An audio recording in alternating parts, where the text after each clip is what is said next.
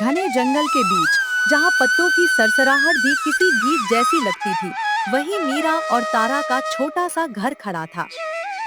लकड़ी, बेलों और पत्तों से बना यह घर साधारण था, पर उसमें अपनापन भरा था। सुबह की धूप अंदर आई, तो दोनों सहेलियों ने मुस्कुराकर नया दिन शुरू किया। तारा, देखो ना, आज धूप कितनी सुंदर लग रही है। हमारा छोटा घर तो जैसे चमक उठा है। हाँ, और अगर हम जल्दी जल्दी सफाई कर ले तो ये और भी प्यारा लगेगा। चल काम बांट लेते हैं। ठीक है, मैं पहले ये सूखे पत्ते बाहर कर देती हूँ, फिर पानी भरने चली जाऊंगी। और मैं झाड़ू लगा देती हूँ। उसके बाद चूल्हे के पास की जगह भी ठीक कर दूंगी। अच्छा है, जब काम बांट लेते हैं तो सब जल्दी हो जाता है और मजा भी आता है। अकेले काम करने से तो अच्छा है साथ में हंसते बोलते काम करना। बिल्कुल। तू झाड़ू लगा, मैं ये टोकरी भरकर बाहर डाल आती हूँ। ध्यान से जाना, बाहर की मिट्टी अभी थोड़ी गीली होगी। रात को ओस बहुत पड़ी थी।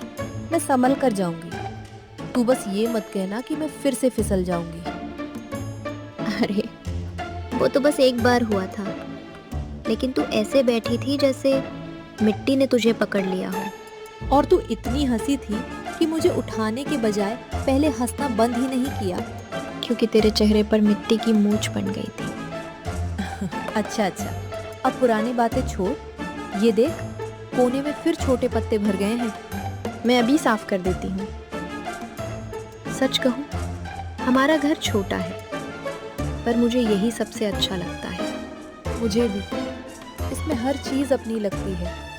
ये दीवार, ये छत, ये चूल्हा, सब। और इस खिड़की से जो रोशनी आती है, उससे तो लगता है जैसे जंगल हमें रोज नमस्ते कहता हो। हाँ, कभी कभी सोचती हूँ, अगर हम यहाँ ना रहते तो इतना सुकून कहाँ मिलता। जी तारा दीदी। हो, आज बड़ी सीधी बन रही है। दोनों की हंसी छोटे घर में गूंज उठी। काम साधारण था, पर साथ होने से वही काम हल्का लग रहा था। यही उनकी ताकत थी, एक दूसरे का साथ, बिना शिकायत, बिना घमंड। पूरी होते ही दोनों ने अगला काम पकड़ लिया। इस जंगल में हर दिन की जरूरतें अपने हाथों से पूरी करनी पड़ती थी। पानी, लकड़ी, पत्ते, फल सब मेहनत से मिलता था। पर मीरा और तारा ने मेहनत को बोझ नहीं, जीवन का हिस्सा मान लिया था। मैं तालाब से पानी भर लाती हूँ। घड़ा भी खाली है और पीने का पानी बस थोड़ा बचा है। ठीक है, तब तक मैं सूखी टहनियाँ चुन लेती हूँ। आज शाम के लिए चूल्हे का इंतजाम भी करना है। और बड़े पत्ते भी देख लेना। कल वाले 2 पत्ते तो छत से खिसक गए थे। हाँ, मैंने देखा था। अगर दोपहर तक हवा तेज हुई तो फिर बारिश में परेशानी होगी। मैं लौटते समय बेल भी देख लूंगी। अगर अच्छी मिल गई तो पत्ते कस कर बांध देंगे। अच्छा है, तू रास्ते में अकेली जाएगी तो ध्यान रखना। कल मैंने तालाब के पास ताजे पंजों के निशान देखे थे। किसके? हिरन के या किसी और के? दूर से तो साफ नहीं दिखा, पर छोटे नहीं थे। शायद जंगली सुअर के हों या किसी बड़े जानवर के। मैं पगडंडी से ही जाऊंगी। जल्दी पानी भरकर लौट आऊंगी। और अगर कुछ अजीब लगे तो वहीं रुकना मत, सीधे वापस आ जाना। तू चिंता बहुत करती है। और तू कभी कभी काम करती है, इसलिए हम दोनों की जोड़ी ठीक है। ये बात सही है। चल, मैं चलती हूँ। तू भी बहुत दूर मत जाना लकड़ियाँ चुनते हुए। नहीं जाऊंगी, बस यही पास पास से चुनूंगी। और हाँ, लौटते समय अगर लाल बेर दिखे तो लेती आना। अगर तू मेरे हिस्से के भी खाएगी नहीं तो ले आऊंगी। मैं तो बहुत ईमानदार हूँ। हाँ, खासकर खाने के मामले में। जा अब, नहीं तो सूरज ऊपर चढ़ जाएगा। ठीक है, मैं जल्दी आती हूँ। मीरा ने मिट्टी का घड़ा कंधे पर टिकाया और पगडंडी की ओर बढ़ गई। तारा ने आंगन से बाहर झुककर सूखी टहनियां चुननी शुरू की। सुबह शांत थी, मगर जंगल की शांति में हमेशा एक अनकहा रहस्य छिपा रहता था। पगडंडी परिचित थी, फिर भी हर सुबह कुछ नई लगती थी। कहीं ताजे फूल गिरे होते, कहीं मिट्टी पर रात के जानवरों के निशान। मीरा इस रास्ते पर कई बार आई थी, लेकिन आज उसे तारा की बात बार बार याद आ रही थी। सच में तारा बेवजह नहीं कहती। आज रास्ता थोड़ा अलग सा लग रहा है। ये झाड़ी कल इतनी झुकी हुई नहीं थी। शायद कोई जानवर अभी अभी निकला है। नहीं, डरने की बात नहीं। पानी भरना है और बस वापस जाना है। थोड़ी दूर पर तालाब का पानी धूप में चमक रहा था। किनारे नरम मिट्टी थी, जिस पर कई तरह के पैरों के निशान बने थे। कुछ छोटे, कुछ बड़े, कुछ इतने धुंधले कि पहचानना मुश्किल था। हाँ, निशान तो है। तारा ठीक कह रही थी, ये हिरन के नहीं लगते। पहले पानी भर लेती हूँ, ज्यादा देर रुकना ठीक नहीं। मीरा घुटनों के बल बैठी, घड़ा पानी में डुबोया और सावधानी से भरने लगी। तभी पास की झाड़ियों में हल्की सी खड़खड़ाहट हुई। आवाज बहुत तेज नहीं थी, मगर इतनी साफ थी कि उसका हाथ थम गया। कौन है वहां?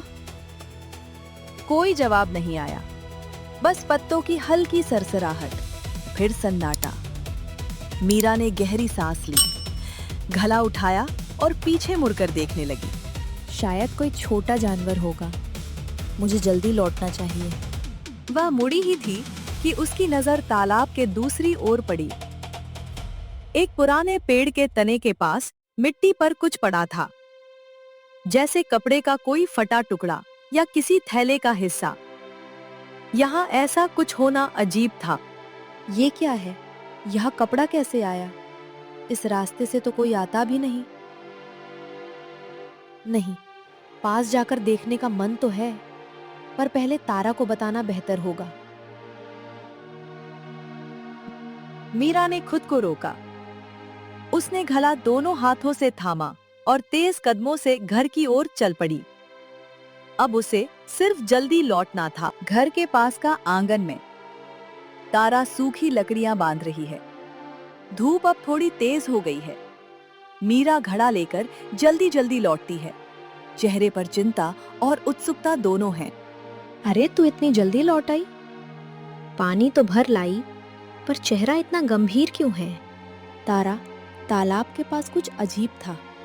मिट्टी पर बड़े निशान थे और दूसरी तरफ पेड़ के पास कपड़े जैसा कुछ पड़ा था।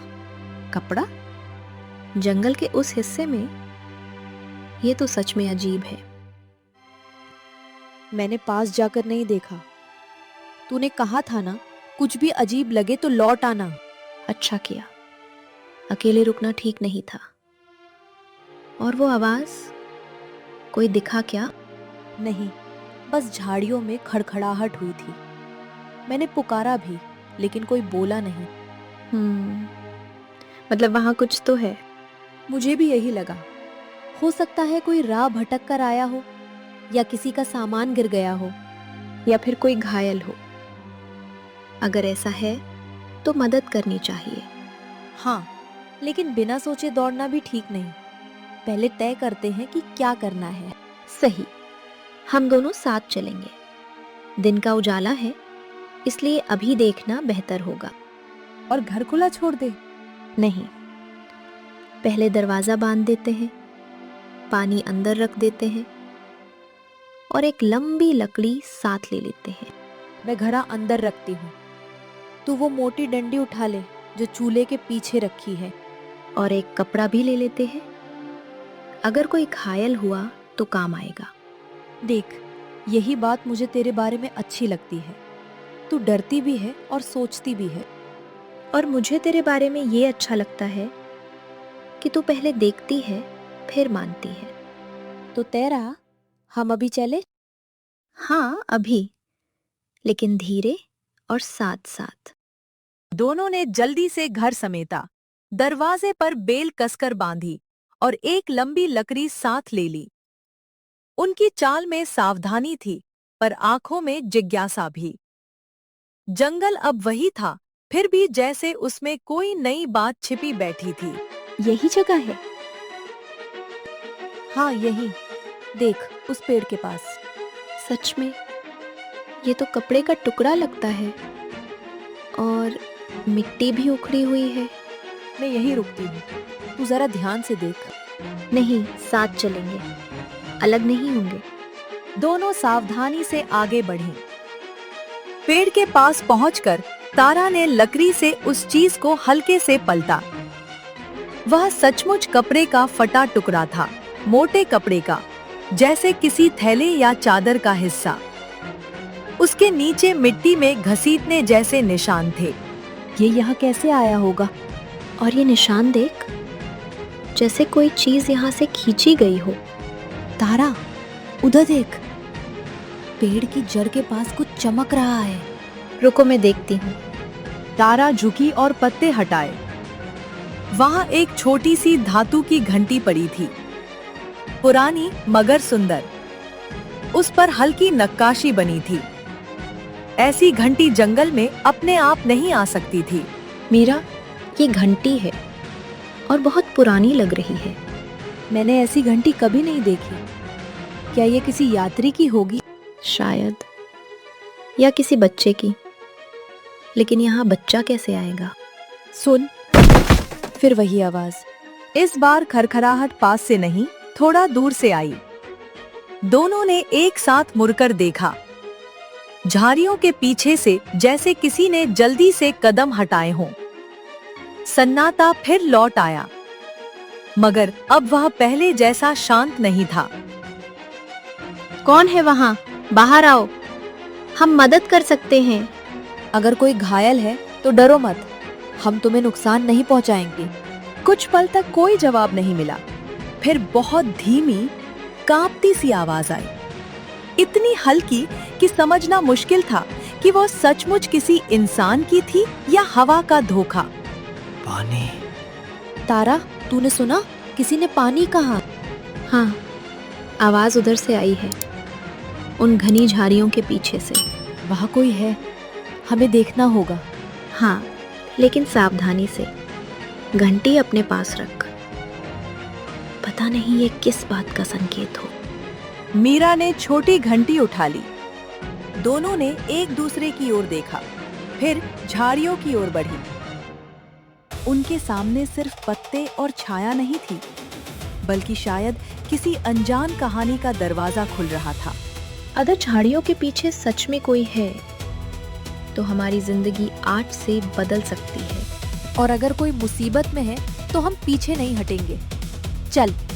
दोनों ने झाड़ियों की शाखाएं अलग की और ठीक उसी क्षण उनकी आंखों के सामने कुछ ऐसा आया जिसे देखकर वे जड़ हो गईं।